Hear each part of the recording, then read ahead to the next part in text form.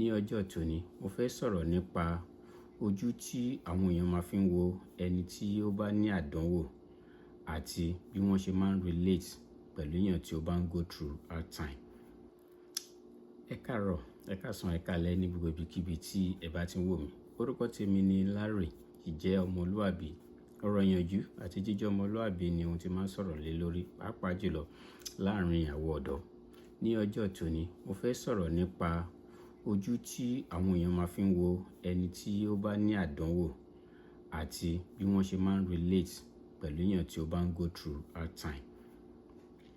Ní ọ̀pọ̀lọpọ̀ ìgbà, àwọn èèyàn tó ń go through hard time kò ń ṣe pé wọ́n lè overcome nǹkan tó ń go through yìí, àmọ́ àwọn èèyàn tó wà lẹ́gbẹ̀ẹ́ wọn, bí àwọn èèyàn ṣe máa ń relate pẹ̀lú àwọn èèyàn tí ó bá ní àdánwò, èyí gangan ló máa ń fa major problem fún ẹni tó bá ní àwọn ìdojúkọ kankan láti overcome ẹ̀. Ní àkọ́kọ́, ẹ jẹ́ ká mọ̀ wípé níní àdánwò kò ń ṣe nǹkan tí a lè bypass, kò ń ṣe nǹkan tí èèyàn lè dàgbọ́n sí. Bí ọ̀rọ̀ ikú ni, death is inevitable. Kò ṣeé ṣe gbogbo ẹ̀dá tó bá wá sílé ayé yìí ló máa tọ́ kú wò. Bẹ́ẹ̀ náà ni gbogbo ẹ̀dá tó bá wá sílé ayé yìí ló máa ní àwọn ìdojúkọ kankan one way or the other nínú life tí èèyàn ń lò. So tí àdánwò bá ti wá dé báyàn, ọ̀nà méjì ni mo rò bí ó pín sí. Fún àwọn èèyàn tó máa fẹ́ contribute àbí tó máa fẹ́ judge, tó fẹ́ dá sí nǹkan báyìí. Fún àwọn èèyàn tó jẹ́ pé a mọ̀ rí, tá bá gbọ́ nǹkan tó ṣe wọ́n, tá máa ní òun náà ṣe wá ṣe báyìí, àbí kò bá ṣe báyìí, àbí kò bá ṣe báyìí. Ẹ jẹ́ ká máa ní àkíyèsí. Èyí ò dáa rárá. Àgàgà ẹni tí a bá ní anything tá bá ní relationship pẹ̀lú, kí èèyàn kan wá máa sọ pé kò bá ṣe báyìí, kò sí ẹni tó máa fẹ́ kí nǹkan aburú ṣe òun. So tá bá sọ̀rọ̀ pé a kò bá ti ṣe báyìí now, èèyàn mọ́tò lè gbáyàn kí èèyàn máa sọ pé a kò ṣe báyìí, àbí kí èèyàn ṣe business kò dupe ẹ̀. A kò máa ń judge based on situation táwa wà, tá dẹ̀ ní rí situation tẹ́nìyẹn wà. Àwọn nǹkan báyìí jẹ́ ká ní àkíyèsí sí. Fún ẹni tó bá tí wá fẹ́ contribute, tó bá jẹ́ ẹni téèyàn mọ̀, ẹni téèyàn lè sọ pé a kò bá ṣe báyìí, àbí tí èèyàn lè sọ pé òun ló bí àfọwọ́fà ni. Ẹni tó bá jẹ́ pé a ní oore ọ̀fẹ́ láti mọ̀, àbí ẹni tó bá jẹ́ pé a kì í nílò nǹkan kan tó fẹ́ ṣe yẹn, má ṣe báyìí o, tó jẹ́ pé wá ṣe ìfẹ́ inú ẹ̀, tí kíní ẹ̀ wá jájọ lójú, ọ̀tọ̀ nìyẹn. But in general, a máa ń criticize, a máa ń rò pé báyìí ló yẹ kí èèyàn ṣe, a máa ń rò pé ó yẹ ká a lè ṣe better. Kò sẹ́ni tí ò lè criticize èèyàn, but tá bá fẹ́ criticize, kó jẹ́ ẹni tó yẹ pé a jọ wà ní nǹkan kan, kó jẹ́ ẹni tó yẹ pé bí a ní oore ọ̀fẹ́ láti ṣàlàyé pé nǹkan tó ń ṣe yìí o, this is likely to be the nǹkan tẹ́ni ṣe, nǹkan tó likely láti jẹ́ end result ẹ̀ rẹ̀. Tí wọ́n bá rẹ́ nìyẹn, ìyẹn gan èèyàn máa pẹ́ sọ ni. Tí wọ́n bá ń criticize irú nǹkan bẹ́ẹ̀ yẹn, ó sì wà understandable ju ẹni tí a ní nǹkan kan pẹ̀lú. Àkọ́ṣe àti kò bá ṣe báyìí, gbogbo wọn kíní, ìyẹn ló máa ń bomi tútù lé ẹni tó bá ń go through àwọn nǹkan táwọn èèyàn máa ń ṣe, báwọn èèyàn ṣe máa ń ṣe. Fún àwọn tá bá jẹ́ football lovers, mo fẹ́ fi àwọn football coaches kan ṣe example tó ń ní hard time lẹ́nu ijọ́ mẹ́ta ẹ̀, Jose Mourinho àti Pep Guardiola. Tó jẹ́ pé tá bá wo response táwọn èèyàn ń give, ó funny. Though a mọ̀ pé iṣẹ́ tó ń ṣe ẹni tó bá jẹ́ celebrity, iṣẹ́ wọn comes with pé kéèyàn criticize wọn. Bẹ́ẹ̀ ni, but on the other hand, a ní láti consider pé èèyàn làwọn ní. Ẹ jẹ́ kọ́kọ́ fi Mourinho ṣe àkàwé. Èmi like as a person. Nígbà tó tún reign, àwọn Sir Ferguson àti Arsene Wenger. Sir Ferguson ni coach Man U, Arsene Wenger ni ti Arsenal. Ìgbà yẹn ló jẹ́ pé time táwọn yẹn ti ń lọ, òun reign. So ó ná nǹkan tó sọ, ó ná àwọn issue kan tó ṣe. But the fact remains that èèyàn tó dáa ni, ó wà outspoken, ó wà transparent, and transparency náà ló máa ń fa wàhálà fún gbogbo èèyàn láyé. Ẹni tó bá ti jẹ́ onínúure, olóòótọ́ èèyàn. Ní ọ̀pọ̀lọpọ̀ ìgbà a kì í like irú èèyàn báyìí nítorí ó ní àwọn ìjà tó máa ń jà tó bá jẹ́ pé tá a bá tiẹ̀ like ẹ̀, tá a bá gbé sí reality, nígbà tí coach ò bá win match, ẹ lè expect kí pressure má wà lórí ẹ lè expect kó má bú àwọn player. But èyí tó yẹ kí a rí pé okay ó ń ṣe ìtara àbí ó ń ṣe ó máa ń bá àwọn player jà. Lára àwọn nǹkan tó dẹ̀ máa ń bá lára àwọn nǹkan tó máa ń ṣe táwọn èèyàn máa fi ń criticize àbí tó máa ń ṣe ni pé ó máa ń criticize àwọn player publicly. But lára àwọn comment tó máa ń sọ ni wípé ẹ wo iye tí ẹ̀ ń gbà lóṣù. Tí ẹ bá ń gba £200,000, £100,000 or euro after tax and all that, tá bá yọ owó yìí, tá bá gbé owó yìí lọ́sẹ̀ nìyí o. Fún àwọn tó wá jẹ́ tó kàwé tó jẹ́ workers tó ń ṣiṣẹ́ oṣù bí ẹni tó ń gba 1,000, 2,000 lóṣù after tax. So it means tó dẹ̀ pé 30 days lẹ́yìn máa fi na wọ́n ní máa fi ṣiṣẹ́ tẹ́yìn dẹ̀ ń gbowó lọ́sẹ̀ ẹ̀ ń gba iṣẹ́ owó táwọn èèyàn ń ṣe more than èèyàn 100, more than èèyàn 200 táwọn máa gbà ní 30 days lẹ́yìn ń gbà lọ́sẹ̀ kan. So wọ́n ní ìdẹ̀ lọ́wọ́ àwọn bọ́ọ̀lù yín. So tẹ́ ẹ bá wá lè farasí bọ̀ even tó bá tiẹ̀ nà yín tẹ́ bá lose match kẹ́ jẹ́ káwọn èèyàn rí that kẹ́ show remorse pé ó dùn yín. But most people footballer máa ṣe social media or wọ́n understand irú nǹkan báyìí ni Mourinho máa ń bá wọn bí a bọ́ọ̀dì jà sí àbáwọn player àbí kíní tó máa fi ń di pé ń criticize kó ń bú àwọn èèyàn àbí òun fẹ́ gba praise. Lára nǹkan tó wá sọ ni pé lára nǹkan tí mo sọ pé kò sí béèyàn ṣe máa da tó ni pé lára nǹkan tí ó ṣe despite pé mo like ẹ̀ tí tó jẹ́ disadvantage ni pé the more tó lè criticize àwọn players àbáwọn board, ìgbà míì ló yẹ kó máa criticize rẹ̀. Most of the time wọn kì í criticize. Tẹ́ bá lọ wọ wọn clip omi nǹkan tí máa ń sọ náà ni ẹ jẹ́ ká kọ́ bẹ́ẹ̀ látòrí ara wa, ẹ jẹ́ ká máa blame ara wa, ẹ jẹ́ ká já fault lé ara wa lórí. Tá bá ń ṣe lè tá bá tẹ̀ wá fẹ́ criticize ẹnì kejì ó likely kẹ́niyẹn fún wa ní etí ìgbọ́ torí ó máa rí pé àwa bias a ti bẹ̀rẹ̀ látòrí ara wa.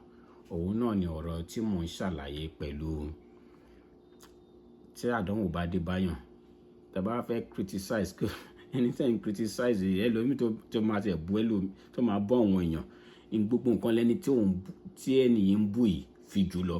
Tó bá jẹ́ nínú ìmọ̀, tó bá jẹ́ nínú òwe, tó bá jẹ́ nínú ìṣòro ní gbogbo nǹkan. So tá àdánwò bá wá dé irúfẹ́ èèyàn bẹ́ẹ̀ tí a bá wá lè understand pé a ní láti kò ń ṣe ká kan jáde ká kan sọ̀rọ̀ bẹ́ẹ̀ ni pé àwa náà ti ń wá kí nǹkan ṣe. Ẹ jẹ́ ká máa consider ẹnì kejì tó jẹ́ Pep Guardiola. Last 10 matches ń sìn tẹ́ni yìí play ó win ní match kan ní last 10 match àwọn èèyàn tí wọ́n ń blame ẹ̀. Ohun kan tó fa reason tí mo fi ń ṣe fídíò yìí rẹ̀ pé téèyàn bá ń go through hard time ẹ jẹ́ ká consider level of the person's intelligence. Bẹ́ẹ̀ ni ẹni tó ń go through àbí tádánwò dé bá kò ń ṣe rárá náà ni kò kí ẹni náà ò lọ́pọlọ torí tádánwò bá dé báyàn bójú tá máa fi ń wò ní bẹ́ẹ̀ ni pé ni yìí ó bí ẹni pé kò mọ̀ nǹkan tó ń ṣe. Àwọn àgbàlagbà bọ̀ wọ́n ní dídà ló dà lọ́mọdẹ́gbẹ̀. So angle tí máa fi ń rí nǹkan ni kó tó di pa máa yàkàyàkà èèyàn. Ẹ jẹ́ ká kọ́kọ́ wò ṣẹ́ni ó jẹ́ ẹni tí ò mọ̀ nǹkan tó ń ṣe, ṣẹ́ni tí wọ́n máa ń bá sọ̀rọ̀ tí ò kí ń gbọ́, ṣẹ́ni tó jẹ́ pé òun gùn fẹ́ nǹkan tó dáa fúnra ẹ̀ àbí àdánwò dé bá torí kéèyàn jẹ́ ọlọ́gbọ́n jù bẹ́ẹ̀ lọ. Tá àdánwò bá máa dé á dé. Gbogbo ẹ̀dá tó bá dẹ̀ ti wáyé inú ló máa tọ́ àdánwò one way or the other kò sí. So ẹ má jẹ́ kí akọ̀ máa dàbẹ́ ni pé àti ń wá àkọ́kọ́ tá a fẹ́ fi sọ̀rọ̀ àbí tá a fẹ́ fi nail yàn tẹ́lẹ̀ torí sọ́mọ̀ fọ̀rọ̀ tọ́wọ̀n èèyàn máa sọ bẹ́ẹ̀ ni pé ẹni tó bá ń go through hard time náà wọn responses tí a máa ń bẹ́ẹ̀ ni pé àwọn kò ń ṣe pé bẹ́ẹ̀ kò fẹ́ nail yàn ni ní ojú tí máa fi ń rí bẹ́ẹ̀ kò àti fẹ́ nail ẹnìyẹn tẹ́lẹ̀ opportunity ní nǹkan tó ṣẹlẹ̀ sí láti lè fi get back àbí láti lè fi sọ̀rọ̀. Ẹ wo irú Pep Guardiola tí mo sọ yìí, ó bẹ̀rẹ̀ coaching career ní Barcelona ní year 2017 ní 2007 rather. 2007 sọdún tá a wà yìí, that is 17 years ago kọ́ nìyẹn. Yeah. Ló join Barcelona, but officially tó bẹ̀rẹ̀ sí manage Barcelona first team 2008. Ní 2008 sígbà yìí, láti 2008 sígbà yìí 16 years sí 2024 16 years. Nínú 16 years yẹn ó lọ sí sabbatical leave, ó lọ sí leave ọdún kan nínú ẹ̀, that means ó kù 15 years ló ti fi ń play ball. Mi ò kò ń ṣe fans mi, mi ò ń ṣe fan ẹ̀, mi ò support ẹ̀, kò like black, mi ò support ẹ̀, but tó tọrọ bá délẹ̀ jẹ́ ká sọ. Nínú 15 years tó fi wà active as a manager, ó ti win 40 trophies in total in 15 years. In 15 years of career, ó ti win 40 trophies. Arguably, òun ló sọ pé best coach of all time. Ó ti win 40 trophy. Tá bá yọ 40 trophy kúrò nínú 15, àbí pé tá bá sọ pé láti 15 years tó ti ń coach, tí yẹn dẹ̀ ti win trophy, it means at a ratio of 2.5 a year. And pé every ọdún ó ń gba kọ́ọ̀pù méjì àti àbọ̀. 2.5. That is his ratio of 40 trophies in 15 years.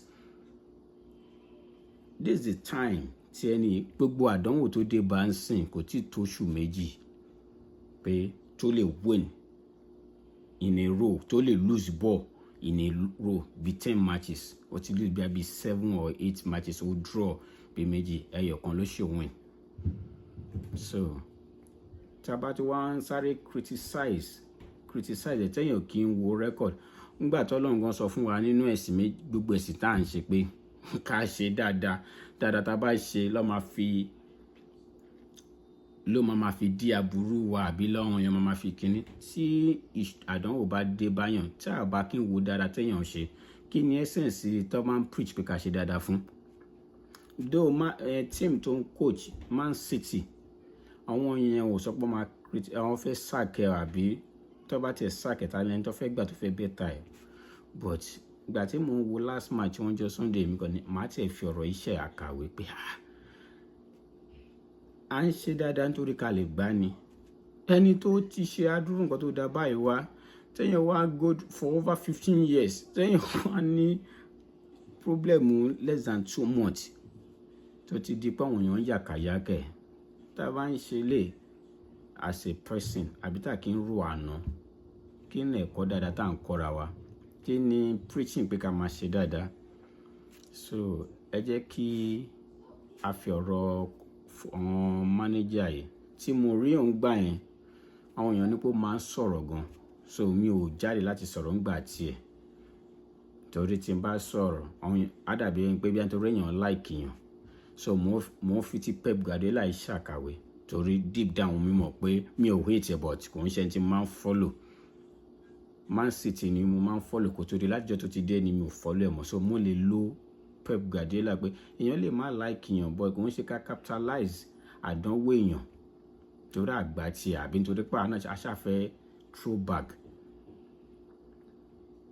Ẹni téèyàn ò bá nífẹ̀ẹ́ kéèyàn yọra ní látijọ́ tí ẹni kò like Africa, kò like dúdú níbi ìṣeré.